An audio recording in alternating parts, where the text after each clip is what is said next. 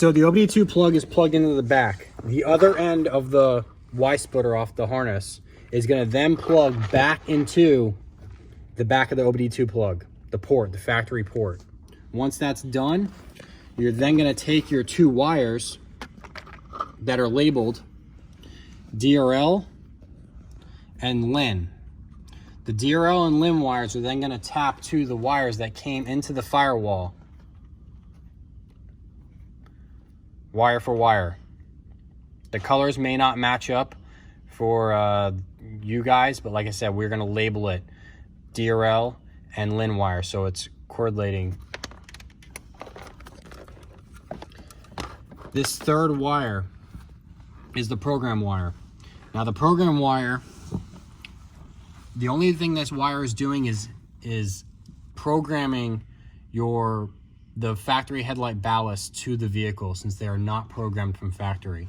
You're going to take this wire, it's going to have bare wire on it, and you're going to put it into the front of the OBD2 port on pin 16.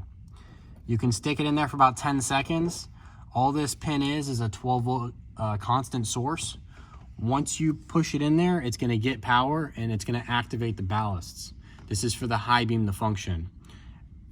About 10 seconds after you do it, you can unplug it and it's done. You can take this whole entire harness and zip tie it up into the dash neatly.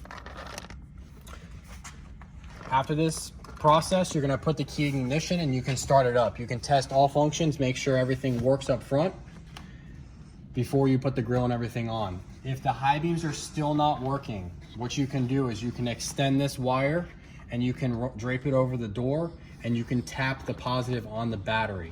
All you have to do is just simply tap it right to the positive on the battery and it'll activate the high beam function.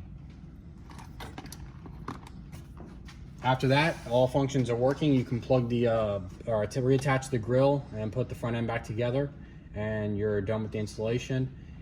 Please contact us if you have any questions. You can text the number 561-352-6982 or call that number as well, and we'll help you out if you have any questions. Thank you.